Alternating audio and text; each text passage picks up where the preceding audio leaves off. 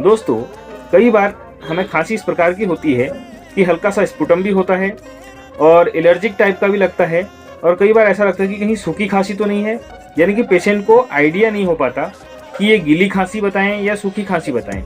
तो दोस्तों, आज हम आपके लिए लेके आए हैं मैकबेरी कफ सिरप, जो कि एलर्जिक कफ में भी काम करती है, गीली खांसी में भी काम करती है और सूखी खांसी में भी काम करती है। तो दोस्तों, यह है मैकबेरी, जो कि मैक्लियोड फार्मास्यूटिकल्स के द्वारा बनाया जाता है, और ये 100 ml की जो सीसी है इसकी, ये 108 रुपये की आपको पर 100 ml मार्केट में उपलब्ध होती है। तो दोस्तों, इसी प्रकार की दवाइयों से संबंधित रोचक जानकारी के लिए हमारे चैनल पर बने रहें। अगर आप पहली बार हमारे चैनल पर हैं तो इसको सब्सक्राइब करें, वीडियो को लाइक करें, शेयर करें, ताकि दवाइयों की जानकारी और जागरूकता आप सभी तक पहुंच सके। वीडियो में बने रहने के लिए धन्यवाद। मिलते हैं आपको अगले वीडियो। Thank you.